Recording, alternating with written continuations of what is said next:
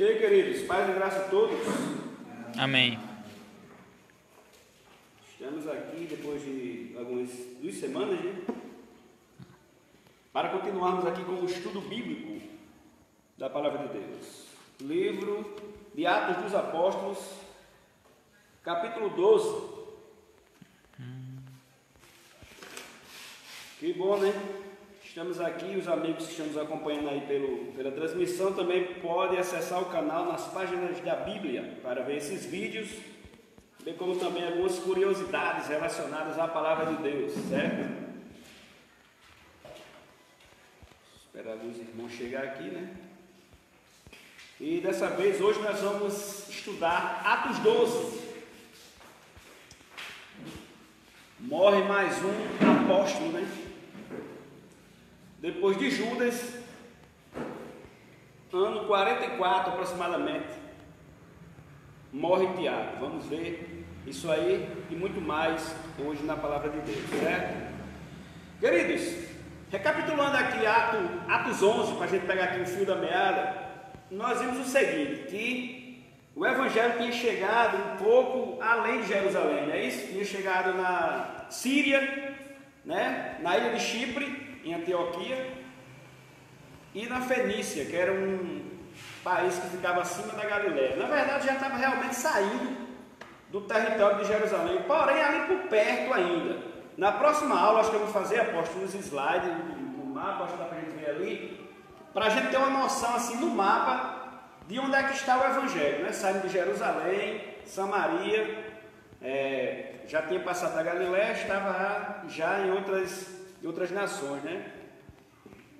Pedro faz sua defesa no capítulo 11, porque ele foi tido como uma espécie, vamos dizer assim, entre os judeus que não estavam ainda com a mente aberta ali, de traidor, porque pregou para um romano, lembra de Cornélio? Depois ele vem e faz sua defesa e todo mundo depois compreende que Jesus realmente veio para todos momentaneamente, eles entendem isso, certo? Um velho personagem está de volta, o apóstolo Paulo. Como eu falei para vocês que Antioquia agora é o tipo quartel-general, viu? Nós vamos ver no mapa que Antioquia e na Bíblia é o quartel-general agora das missões, ou seja, é de Antioquia que vão sair grandes pregadores de lá para o mundo, inclusive para o Ocidente. E nós vimos, apóstolo, que lá estava bombando o Evangelho, e lá em Jerusalém chegou a notícia de que lá em Antioquia tinha muitos missionários, inclusive doutores da lei. Tinha pessoas lá que estavam levando o Evangelho. Então, os apóstolos de Jesus enviaram 2 para lá para saber como é que estava isso lá. Veja aí Atos 11, 23, 22, para a gente dar início no capítulo 12. Olha o que diz aí em Atos 11, 22. E chegou a fama destas coisas aos ouvidos da igreja que estava onde? Essa que é a verdadeira igreja mãe, quer dizer, a fama de quê? A fama de que lá em Antioquia, da Síria, que Antioquia é homenagem a Antíoco Epifânio, foi um cara que viveu aí uns 300 anos, discípulo de Alexandre Grande. Quando Alexandre Grande morre, Antíoco Epifânio, Ptolomeu e entre outros, Cassandro e outros ficaram ali com os territórios. E essa cidade Antioquia é em homenagem a ele, Antíoco Epifânio. Então, não é mais aquela cidade Damasco, né? A capital da Síria agora é Antioquia, em homenagem a esse cara. Então, a fama chegou lá em Jerusalém. Uma curiosidade muito importante: Antioquia, apóstolo, nada mais era do que a terceira maior cidade do Império Romano. Só perdia para Roma e Alexandria no Egito. E Antioquia era a terceira, né? Lá era um grande centro cultural, intelectuais, lá tinha muito comércio e bombava. E lá foi um canto, um setor muito importante, né? O apóstolo Paulo sempre procurou setores onde tinha muita gente, porque isso facilitava o quê? A mensagem, muitas pessoas iam aceitando Jesus. Então a fama chegou lá e os colunas, né? Aqueles que andaram com Jesus, queriam saber como é que era isso. E Barnabé, aquele que a gente viu que doou um terreno, que muito provavelmente é o Barsabás, que não foi escolhido, é esse cara, ele vai para lá, veja aí, ó. E enviaram Barnabé até Antioquia, o qual, quando chegou e viu a graça de Deus, se alegrou. Quer dizer, o cara chegou lá, meu Deus, não acredito. A perseguição está tão grande lá, nós vamos ver que houve uma fome no mundo lá no continente ali no Antigo Império Romano, né? Não em todo mundo, porque, por exemplo, tem alguns setores da China, em algumas áreas da China que não tinha fome, era só lá, né? Uma sinédrica, uma figura de linguagem. E quando chegou lá, o cara ficou alegre, né? E exortou a todos a que, com firmeza de coração, permanecessem no Senhor. Então, Barnabé era uma pessoa de confiança ali, né? Entre os judeus, e foi lá ver como é que era isso. Barnabé, quando chega lá, fica felicíssimo, radiante de alegria. O que é que ele vai fazer? Nós vimos, ele foi buscar Paulo, né? Saulo estava 10 anos lá em Tarso, capital da Cilícia. Veja o que aí no próximo versículo. E partiu Barnabé para Tarso, a buscar quem? Saulo, e chamando, conduziu para lá. E aí nós vimos que depois o evangelho se deslanchou, eles ficaram 1 ano por ali, ensinando, e vai surgir uma ideia muito importante, lá no capítulo 13, que é as grandes viagens missionárias, certo? Que é o tema das próximas aulas. Mas hoje nós vamos concluir o capítulo 12, porque no capítulo 12 o apóstolo Pedro, se você prestou bem atenção em tudo que a gente já viu, talvez eu faça até um resumão geral na próxima aula do capítulo 1 ao 12, tipo um resumão geral para encaixar na sua mente. Por quê? Porque a partir do capítulo 13, nós vamos ver só as viagens missionárias, só Paulo levando, saindo de um lugar para outro, praticamente vai ser tudo isso até o final do livro. Sim, ele vai voltar em Jerusalém, né? Ele volta, mas depois parte de novo para as viagens. Então, a partir do capítulo 13, nós vamos ver muito mais falando de Paulo do que Pedro. Se você prestou atenção, nós vimos que de Atos 1 ao 12, nós vimos Pedro pregando, curando, né? Curando, ressuscitando Dorcas, aquela senhora lá com fajuras. Nós vimos ele pregando com os gentios, nós vimos ele sendo preso 2 vezes ou mais. Então Pedro está muito em evidência. E o que foi que aconteceu? Vamos lá para o capítulo 12 agora, né? Depois desse breve resumo do 11. Queridos, estava havendo uma fome, certo? Estava havendo uma fome lá naquela área do Império Romano. Se você viu Ágabo, um profeta, ele profetizou isso, 11, 28. E levantando-se um deles por nome Ágabo, dava a entender pelo Espírito que haveria uma grande fome em todo o mundo, e isso aconteceu no tempo de Cláudio César, certo? Então aqui nos dá uma segurança do ano, na data que estamos, porque esse cara aqui, Cláudio César, José nos afirma que ele subiu ao trono no ano 41, Calígula morre ali, assassinam ele, e Cláudio morre, certo? Então estava havendo uma fome no mundo, e os judeus, apóstolos, eles eram alvo de perseguição. Só para vocês terem uma ideia, vejam aí Atos 18, só para a gente ver como isso aqui é verdade. A gente volta bem rapidinho. Atos 18, 2. Atos 18, 2. E achando, vou começar aqui do 1. Depois disso partiu Paulo de Atenas e chegou a Corinto. E achando um certo judeu por nome Áquila, natural do Ponto, que havia pouco tinha vindo da Itália, e Priscila, sua mulher, pois Cláudio tinha mandado que todos os judeus fizessem o quê? Ele expulsou os judeus de Roma. Roma era a capital. Então, realmente aqui, uma coisa importante, o escritor Lucas, durante todo o livro, ele nos dá o nome de 2 imperadores só. Ele não falou de Calígula e outros que virão. Ele falou só de Tibério e falou de Cláudio, né? Imperador. Porque não era intenção de Lucas encher a bola desses caras, mas o fato de Lucas citar o nome deles para os pesquisadores seculares é muito importante, porque a gente se apropria das datas, né? As datas, quando esses caras sobem ao trono e morrem. Ele fica em média 13 anos, esse cara aqui. Ele subiu no ano 41 e vai morrer no ano 54, certo? Então ele vai acompanhar aí a trajetória da igreja. Esse cara vai perseguir, né? Vamos lá, Atos 12. Por aquele mesmo tempo, o rei Herodes estendeu as mãos sobre alguns da igreja para fazer o quê? Para os maltratar. E matou a espada Tiago, irmão de... Nós vimos que João, esse aqui não é o João Batista, que já tinha morrido, né? E nem o João, e nem o Tiago que escreveu. Esse Tiago aqui foi aquele que a mãe de Jesus se aproximou, a mãe dele se aproximou e pediu um lugar para que ele sentasse uma à direita e outra à esquerda. Quem lembra desse episódio? Está lá no Evangelho, nos Evangelhos, né? E Jesus disse, olha, sentar à direita e à esquerda não compete muito a mim não, mas eu vou dizer uma coisa, esses caras aí vão beber do cálice amargo. E chegou, o cálice era a morte, né? Jesus profetizou que eles não teriam uma vida muito fácil depois, e ele foi decapitado, né? Por que foi que esse Herodes aqui, outra coisa importante, eu fiz até um vídeo lá no canal para você saber quantos Herodes existiam na Bíblia, né?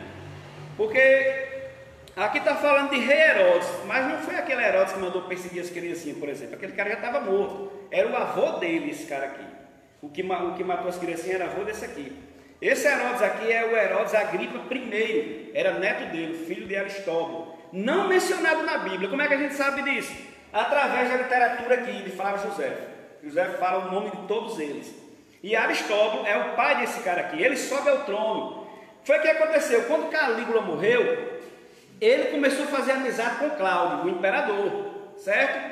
E aí, Cláudio vai e dá uma parte do território da Palestina, aposto para ele. E ele fica ali, vai ficando por ali. Já perto da morte de Cláudio, ele toma quase todo Israel, ele domina. Ele ficou com todo o espaço que o avô dele ficou, que o Herodes o Grande ficou, né? Então, para impressionar os judeus, o que foi que ele fez? Lembra que o cristianismo para os judeus era uma espécie de seita? Não tinha essa devoção que nós temos hoje. Para os judeus não. Para a maioria dos judeus, os cristãos eram uma seita. E Herodes, querendo ganhar a fama com a população, disse, eu vou matar esses caras. Pega aí um dos famosos, que é um dos famosos entre eles. Aí escolheram Tiago, né? Pegaram Tiago e mataram. Foi uma pena muito grande, queridos, porque Tiago foi aquele que sempre andou com Jesus e parece que ele deixou alguma coisa escrita, mas não passou no cânon, não está na Bíblia, esse Tiago, certo? Ele foi, quer ver, veja aí, Mateus 4, 21, só para a gente ver quem é ele. É importante saber disso aqui, ele se tornou apóstolo depois, o padroeiro da Espanha, esse Tiago aqui.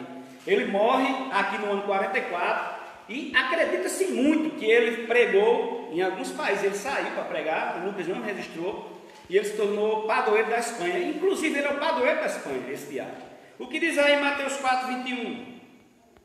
E adiantando-se, Davi viu outros dois irmãos, Tiago, filho de Zebedeu, e João, seu irmão, num barco com Zebedeu, seu pai, consertando as redes, e os chamou. Valeu, Marcos. Agora veja aí Mateus 20, 23. Mateus 20, 23, o que diz aí? Nós vimos que ele era irmão de João, né? E foi um dos apóstolos originais. Mateus 20, 23 diz o que é a respeito dele. E disse-lhes ele, na verdade bebereis o meu cálice, mas o assentar-se à minha direita ou à minha esquerda não me pertence dar, mas é para aqueles para quem meu Pai o tem preparado. Pronto, isso aí Jesus está falando o quê? Em resposta à mãe dele, né? A mãe dele é Salomé, o nome da mãe deles dois, né? Está lá na cruz, ela é uma daquelas que fica perto da cruz. Salomé é a mãe deles dois. Então, ela gostava muito de Jesus e, Senhor, quando o Senhor estiver lá no seu reino, deixa João sentar na direita e Tiago à esquerda, tal, aquele negócio de mãe, né? Jesus disse, olha, isso aí é com meu pai, mas não vem coisa boa para ele não, né? Foi isso aí, Jesus profetizou dizendo que o cálice que ele ia beber era amargo. Foi esse, ele morreu, né? Queridos, isso trouxe uma grande aflição para a igreja, né? O que é que ocorre? Vendo que os judeus se alegraram com isso, ele manda prender outro. Segunda prisão, terceira prisão de Pedro. Ele mata o Tiago e estava tendo um movimento lá em Jerusalém, que lá era a capital religiosa, né, do mundo. Sempre tinha as festas, né? E foi no período da Páscoa, ele manda prender o Pedro. Agora, diga aí a mente de um cara que sabe que vai morrer depois de 7 dias, né? As festas duravam uma semana, eles ficavam orando, participando dos eventos, e ia apresentar Pedro para ser morto também, mas vai acontecer um milagre, né? Vamos lá, quarta prisão de Pedro, é a quarta prisão, em Atos 4, 1 ele é preso, né? E no capítulo 5 também ele é preso, né? Então ficou claro, nós vimos que esse Tiago aí Tiago, irmão de João, ele morreu no ano 44, só ficou com os apóstolos 11. E mandou prender Pedro. Vai lá, Marquinhos, versículo 3. E vendo que isso agradava aos judeus, continuou mandando prender também a Pedro. E eram os dias dos Álamos. E havendo prendido, o encerrou na prisão, entregando-o a quatro quaternos e soldados. Segurança máxima. Para que o guardassem, querendo apresentá-lo ao povo depois da Páscoa. Pronto. Então, queridos, foi isso que eu falei antes. O apóstolo Tiago morreu. Isso, os judeus gostaram disso. E tinha um dos caras famosos, né? Nesse momento aqui, é ano 44. Ou seja, fazia-se de 14 a 15 anos que Jesus morreu. Então, esses caras estavam sendo muito procurados lá dentro de Jerusalém, né? O evangelho está se expandindo e matar para o Império Romano um desses caras era uma coisa boa, porque era como se eliminasse aqueles que viram Jesus, porque muitas pessoas nessa época aqui, Jesus já estava se tornando um mito para eles. Por exemplo, um jovem de 16 anos nessa época estava apenas ouvindo falar de Jesus, ele já tinha morrido. Então Jesus estava muito famoso no território lá, né? E Pedro era a bola da vez. Olha, diga aí, você está numa prisão já sabendo que está no corredor da morte para morrer. E vai acontecer uma coisa muito importante. Nós não vemos, como eu falei naquele dia domingo aqui, Pedro perturbado. Pelo contrário, Pedro estava dormindo. Coisa interessante, né? Vamos ver. Sim, Marquinhos falou já em 4 quaternos. Como é que era isso? Lá eles tinham os períodos de turno e ficava 4 soldados, 2 na masmorra e 2 na porta. Depois, quando passasse aquele horário, vinha mais 4, aqueles 4 descansavam, e inclusive 4 deles levaram azar, né? Ou se não, os 16. Por quê? Porque Herodes vai mandar matar eles. Pela fuga de Pedro, né? Pelo milagre, vamos dizer assim. Vamos lá. Pedro, pois, era guardado na prisão, né? E a igreja fazia contínua oração por eles a Deus. Queridos, a única arma da igreja era a oração. Eles iam socorrer a quem? Que senador? Se o imperador quem mandou matar? Naquela época não tinha. Você não tinha advogados para esse tipo de coisa, né? Então, a única coisa que eles tinham que socorrer era somente a Deus. A igreja estava orando, vai acontecer um milagre extraordinário. Continua, Marcos, na leitura. E quando Herodes estava para fazer comparecer, nessa mesma noite, estava Pedro dormindo entre 2 soldados, ligado com 2 cadeias, e os guardas diante da porta guardavam a prisão.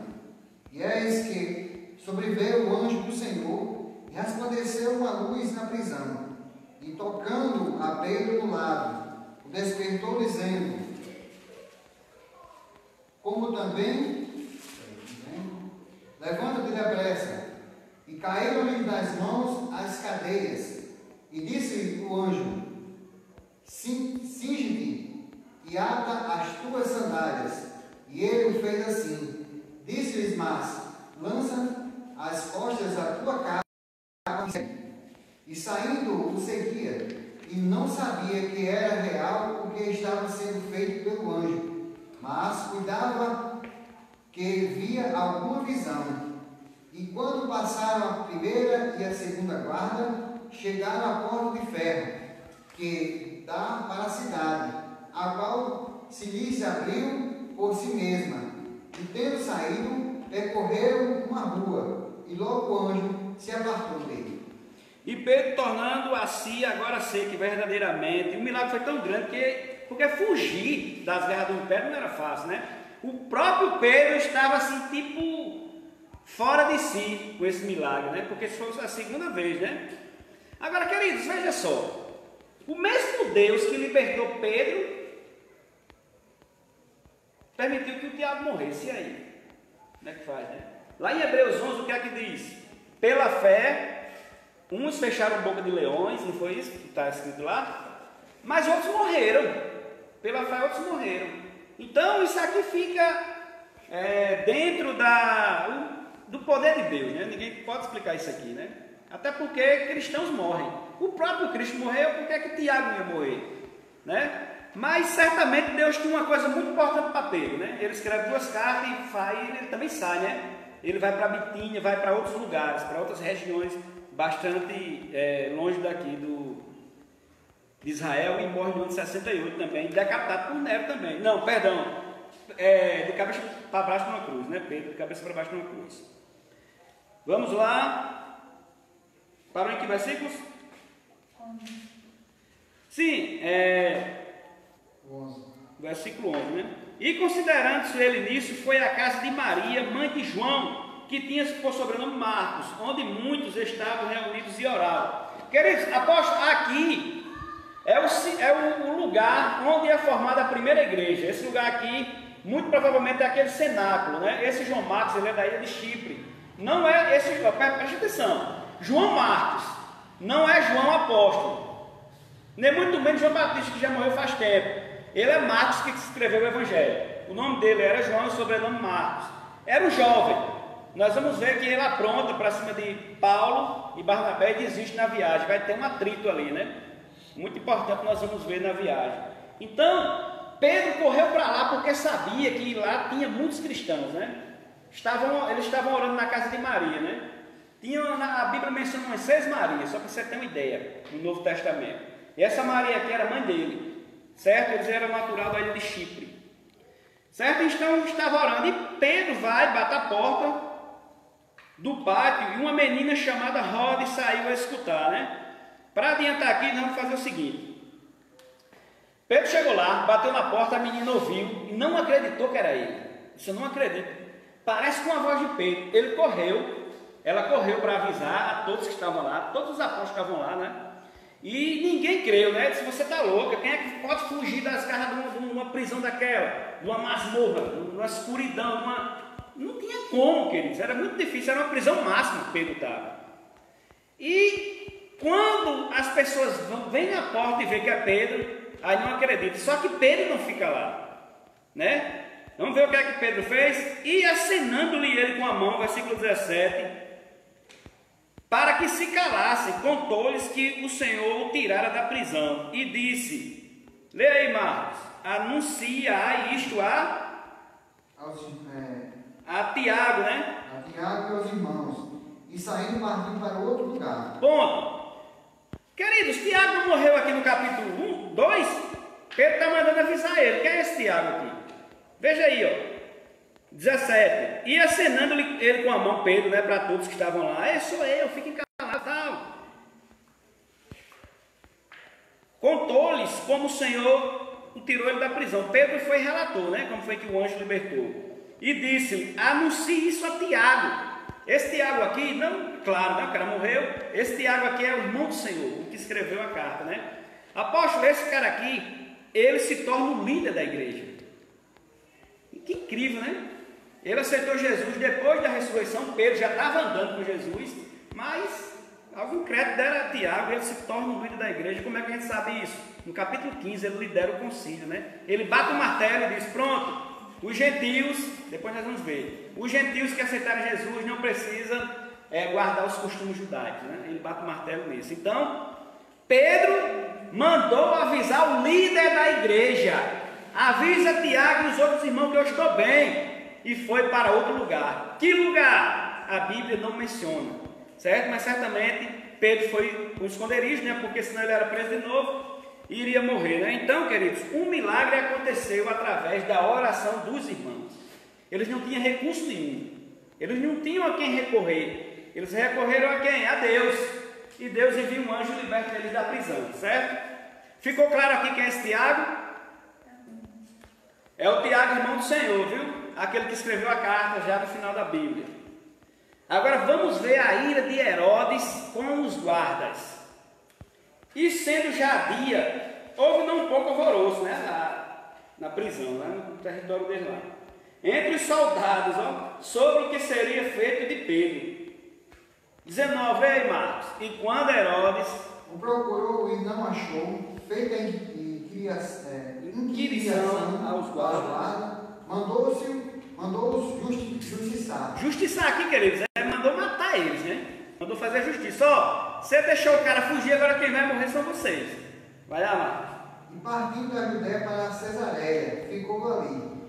E ele estava irritado, ó. Com os de Tiro e de Sidom, mas estes vindo com comum acordo ter com ele, obtendo a amizade de Blasto, que era o camarista do rei. Pediam paz, porquanto o seu país se abastecia do país do rei. Pronto, então estava tendo um atrito comercial, financeiro, econômico entre Tiro e Sidom, que Herodes era aquele que comandava lá. Então, esse certo baixo aqui, que era camarista do rei, pedia paz, né? Porquanto o seu país se abastecia de lá, de Jerusalém, né? Veja só, numa fome daquela que estava, Herodes ficou um pouco zangado, né? Aí, nós vamos concluir já, apóstolo, porque o capítulo 12 era curto. Nós vamos ver a morte desse cara aqui. A Bíblia fala de um jeito aqui. Queridos, esse cara sofreu demais aqui. Ele falando aqui, Flávio José, ele passou 5 dias, as vermes comendo ele, bem devagarinho, ele agonizando de dor. A morte desse cara foi terrível. Vamos ver o que foi que aconteceu. Nós vamos ver o relato de José e o que a Bíblia diz, e vocês vão ter uma ideia se isso faz o cruzamento, certo? E o povo, 21, e um dia designado, vestido Herodes as vestes reais, ele diz aqui, brilhava a roupa dele, era tipo uma roupa de prata, bem, aí o povo ficou envaidecido com ele, e disse assim, ó, estava sentado no tribunal e lhe dirigiu a palavra, e o povo exclamava, é um Deus, esse cara aí não é homem não, ele é um Deus, com Herodes, ó. E ele achou aquilo interessante, ele absorveu aquilo para ele. Ele se achou realmente um Deus. Veja só. E não homem. No mesmo instante feriu o anjo do Senhor, porque não deu glória a Deus. E comido de bichos, na tua tradução tem como irmãos? É bicho mesmo, olha aí. Bicho, vermes ou larvas pode ter. E comido de bichos, expirou. Foi o que aconteceu quando ele morreu. Ficou bom para Pedro. Ah, rapaz, o cara morreu, né? Beleza, agora eu posso voltar. Então certamente Pedro volta, porque ele morreu. Vai subir outro rei lá, né? Filho dele, Agripa II. Vai passar um bom tempo também. Vamos ver depois, eu vou ler aqui o relatório de José. Vamos ver aqui o final. Ele morreu, né? E a palavra de Deus crescia e fazia o quê? Quando não tem ninguém atrapalhando, queridos, a palavra de Deus cresce. Lucas aqui, o que é que Lucas está narrando? Lucas, logo no início, quem lembra que ele dizia, aceitou 3.000, depois 10 pessoas ali, depois 5.000, ele não sabe, se perdeu aqui. A igreja se multiplicava, ninguém sabia quantas pessoas tinham aceitado Jesus aqui não.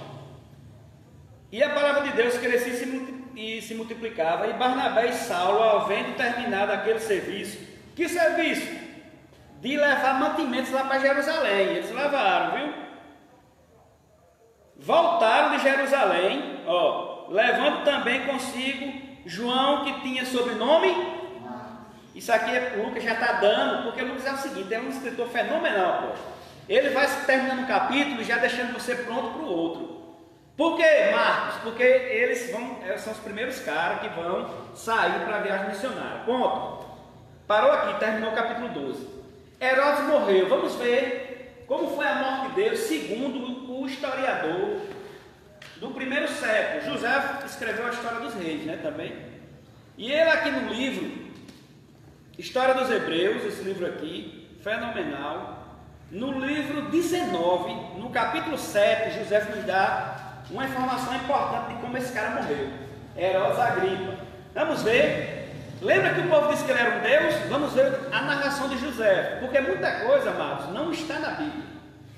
Tem coisa que não está na Bíblia, você vai ter que buscar em outras fontes, para ver o cruzamento e ver como é que as coisas aconteceram, até porque Lucas não ia escrever tudo, né? A igreja passou para chegar a Roma 30 anos em média, né? Se José fosse escrever 30 anos, o livro era muito grande, né? Ele fez aí um resumo, como eu já falei isso bem antes. Vamos ver História dos Hebreus de José, livro 19, no capítulo 7. Então alguns mesquinhos bajuladores, eram os caras que estavam lá, ó, com palavras melífluas, mas que destilam veneno mortal sobre o coração dos príncipes. Esses príncipes aqui, eles eram chamados de príncipes também, os reis, certo? Começaram a dizer que até então haviam considerado o seu rei um simples homem, Porém, dali em diante, depois que ele vestiu aquelas roupas de rei, né, porque ele fez umas coisas lá interessantes, que a Bíblia fala que ele botou para descer lá em Tiro e Sidom, né, criou fama, e aqui, ele também fez, na narração aqui anterior, ele fez uns fatos importantes também, aí chamou a atenção do povo, né. Então veja só, ele não é um simples homem, porém dali em diante o iriam reverenciar como um Deus, José diz. Então, é uma prova cabal de que foi verdade isso ali, rogando-lhe que se lhes mostrasse favorável, pois parecia que ele não era como os demais, de condição mortal. Quer dizer, esse cara ele não vai morrer não, ele é um Deus. Quer dizer, todo homem morre, né? Quem não morre, que são imortais, é quem? As divindades, né? E aqui diz, estão dizendo que realmente ele era um Deus. Agripa tolerou essa impiedade, que deveria ter sido castigada com muito rigor. Quer dizer, ele não era para ele ter aceitado que era um Deus, entendeu? Porque ele era um homem normal. E logo ele levantou os olhos e viu uma coruja por sobre sua cabeça, pousada numa corda estendida ao ar. E lembrou-se de que aquela ave era agora um presságio da sua desgraça, tal como outrora havia sido o prenúncio de sua prosperidade. Ele morreu igual o avô dele, Herodes Grande também morreu assim. Ele também narra a morte de Herodes Grande, viu? Triste morte do cara lá. Soltou então um profundo suspiro, ao mesmo tempo que começou a sentir as entranhas roídas por uma dor horrível. As entranhas aqui, né? As tripas dele, né? E voltando-se para os seus amigos, disse: aquele que pretendesse fazer acreditar que é imortal está prestes a morrer. A providência divina veio desmascarar a vossa mentira, mas preciso aceitar as determinações de Deus, apesar... Queridos, isso aqui é a narração de José, quem matou ele foi o demônio aqui, né? Aí vamos ver aqui. A ponto de não haver príncipe de quem eu invejasse a felicidade. Dizendo essas palavras, ele sentiu que as dores aumentavam. Ele passou 5 dias, a Bíblia diz que ele expirou. Só que ele expirou, ele caiu e ficou agonizando. A morte dele foi bem lenta e sofrida, né? Dizendo essas palavras, ele sentiu que as dores estavam aumentando. Levaram-no a um palácio, e a notícia de que ele estava prestes a morrer e exalar o último suspiro espalhou-se imediatamente lá no palácio, né? Logo todo o povo, com a cabeça coberta por um saco, segundo o costume dos pais, fez orações a Deus pela sua saúde. E todo o ar ressoava com gritos e lamentações. O rei Agripa, que estava no quarto mais alto do palácio, vendo-os de lá prostrados em terra, não pôde reter as lágrimas. As dores, porém, continuaram por 5 dias. O cara ficou 5 dias, os bichos comendo ele. A fio, e o levaram desta vida. Quer dizer, ele viveu 54 anos. Ele viveu. Olha como as informações são importantes. Esse cara viveu 54 anos, morreu dessa forma. Sede de rei. Foram 4 anos sob o imperador Caio, foi o Calígula, né? Dos quais, nos 3 primeiros, ele governou apenas a tetrarquia, que pertencia a Felipe, sendo-lhe acrescentada no 4º ano a de Herodes. Quer dizer, todo o território do pai dele, como eu falei, depois ele tomou conta, que ele começou com uma parte, depois, como ele estava indo bem, Cláudio foi e deu mais terra a ele, que era assim que as coisas aconteciam. Quando o cara estava indo bem, o rei dava mais terra para ser governado. Nos 3 anos em que reinou sob Cláudio, esse imperador deu-lhe também a Judéia, Samaria e Cesareia, todo o território do seu avô. Pronto. Então, queridos, ele passou aqui 5 dias agonizando, os bichos comendo ele. Morte terrível de Herodes Agripa I. Queridos, essa foi a conclusão de Atos 12.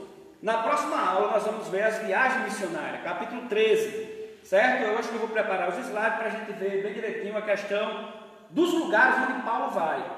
Uma coisa certa, eles vão sair de Antioquia, certo? Antioquia da Síria é o quartel-general da igreja missionária, tá bom? Vamos ficar de pé e